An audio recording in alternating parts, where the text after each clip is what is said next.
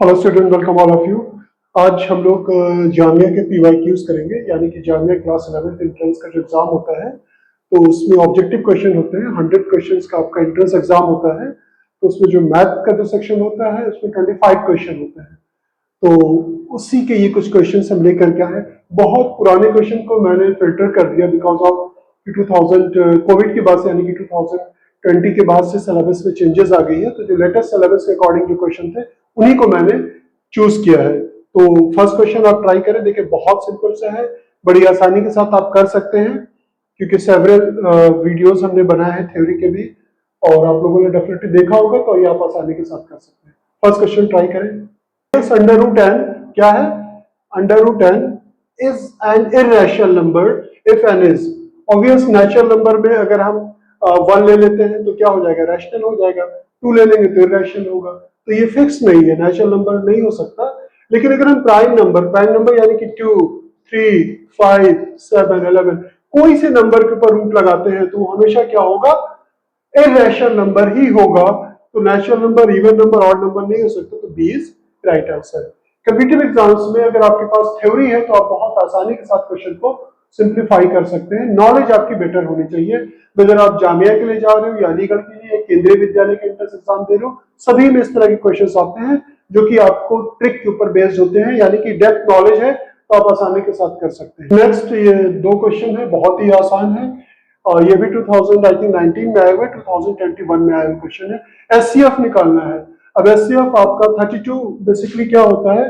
32 2 into 2 into 2 into 2 into 2। These are the factors of, क्योंकि objective question हम solve कर लेंगे, अगर आपको ओरली पता है तो यू कैन राइट इट।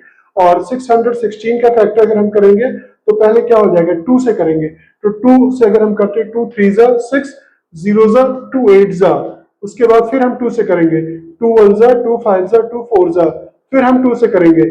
अब क्या हो जाएगा? क्योंकि लास्ट में 4 है, 2 से डिवाइड होगा, 2 7 जा कितना हो जाएगा? 14, 1 5 2, उसके बाद 2 7 जा 14।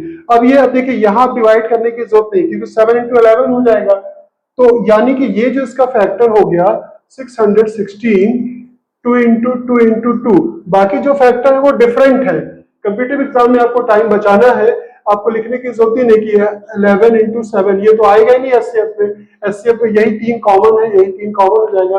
2 2 4 2 8। तो is there any option? B is right answer. भाई एक 2 ये कॉमन आ गया, एक 2 ये, एक 2 ये, तो कितना हो जाएगा? 2 2 4, 4 2 8 इज द आंसर। तो ये बहुत ही सिंपल सा क्वेश्चन था, ज्यादा टफ नहीं था, हम लोग आसानी के साथ कर सकते हैं। बहुत इजी क्वेश्चन है। सेवरल क्वेश्चन इस तरह से हम लोगों ने किया है। LCM into HCF is equal to number 1 into number 2। तो एचसीएफ आपको दिया गया है, एलसीएम एलसीएम कितना है? 182। एचसीएफ कितना है? 13। One of the number is 26। तो अदर पूछा, अदर नंबर को मैक्स मान लेंगे, आसानी के साथ सिंप्लीफाई कर सकते हैं हम। तो x की वैल्यू क्या हो जाएगी? 182 इंटू 13 डिवाइडेड बाई 26। 13 2 जा हो जाएगा 26, 2 से करोगे 2 9 जा 2 1 जा। Is there any option? 91। C is right answer. तो ये भी बहुत सिंपल सा क्वेश्चन था और नो डाउट जामिया एंट्रेंस की मेरिट काफी हाई जाती है। क्वेश्चन तो इजी आते हैं लेकिन मेरिट काफी हाई जाती है। दैट मीन्स अगर आपने 85% अबव किया, दैट मीन्स कभी कभी तो 90% अबव पे सिलेक्शन होता है, तो मेरिट काफी हाई जाती है क्योंकि जामिया में नेगेटिव मार्किंग नहीं है।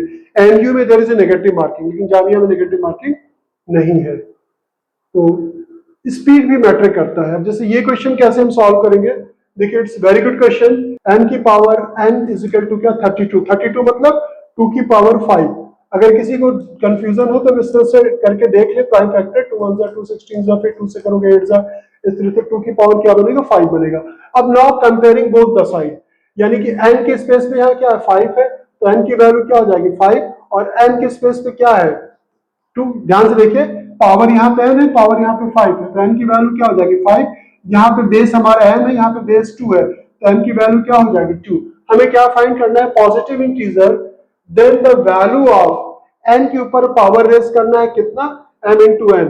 अब n क्या है हमारा? n हमारा है 5 और m क्या है? m है 2, n क्या है? 5, यानी कि 5 की power 10। Is there any option? C is right answer, 5 की पावर 10।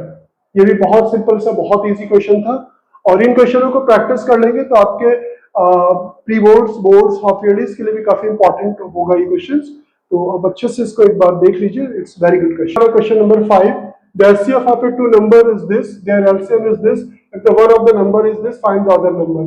वेरी सिंपल, एक नंबर आपको दिया गया 725, अदर नंबर को x मान ले, SCF into LCM, SCF of A number कितना दिया गया 145 एंड LCM क्या दिया गया 2175, राइट। अब हमें x निकालना है।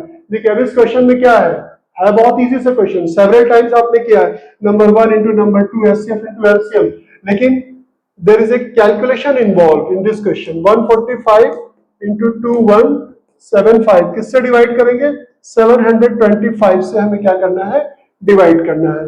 तो आप इसे देख सकते हैं आसानी के साथ ही कैंसिल भी हो जाएगा। आप इसे 5 से भी कर सकते हैं, 25 से भी आप डायरेक्ट डिवाइड कर सकते हैं। चलिए हम 5 से करते हैं।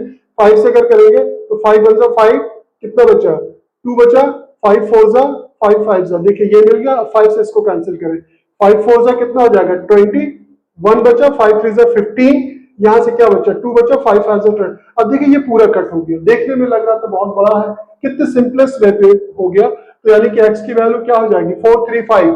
Is there any option? A is right answer. तो क्वेश्चन बहुत इजी था। कैलकुलेशन में भी आपने पहले इसको 5 से कट किया, आपको 145 मिला, तो मैंने इसे नहीं कट किया, फिर इसको कट कर दिया 5 से, तो 435 इज द आंसर। चलिए और क्वेश्चन देखते हैं हम लोग। और ये तो बहुत ही सिंपल क्वेश्चन है, बताने की जरूरत ही नहीं है। SCF 8 9 25, 8 9 में ही कुछ अगर कॉमन नहीं तो SCF क्या हो जाएगा हमारा 1 हो जाएगा। तो बहुत ही सिंपल सा क्वेश्चन था, ज्यादा टफ नहीं था। इसी तरह के क्वेश्चन जामिया में आते हैं। नो डाउट आपकी जो मेरिट होती है काफी हाई जाती है, इसका कट ऑफ काफी हाई जाता है, तो आपको मेहनत करने की जरूरत है। बोर्ड पे भी अच्छी तरह से फोकस करना है, अदर कॉम्पिटिटिव एग्जाम से भी आपको फोकस करना है। और आई थिंक 6 क्वेश्चन ही है और क्वेश्चंस नहीं है इसमें। तो बाकी एग्जाम जब आपका नियर होगा तब हम लोग और भी क्वेश्चंस अच्छे अच्छे इसके प्रैक्टिस कर लेंगे। तो आई थिंक बस 6 क्वेश्चन है इसमें। तो आपकी कोई क्वेरीज है तो आप उससे पूछ सकते हैं और अब आप पढ़ना शुरू कर दें। अब ये चैप्टर कंप्लीट हो गया। नेक्स्ट चैप्टर इंशाल्लाह ताला I will start polynomial. Polynomial में बिल्कुल हमें डेप्थ से जाऊंगा, थ्योरी, फार्मूला का डेरिवेशन सब कुछ आपको बताया जाएगा, ग्राफ को भी एनालिसिस किया जाएगा। तो इसके बाद जो चैप्टर स्टार्ट होगा दैट विल बी पॉलिनोमियल। तो ओके।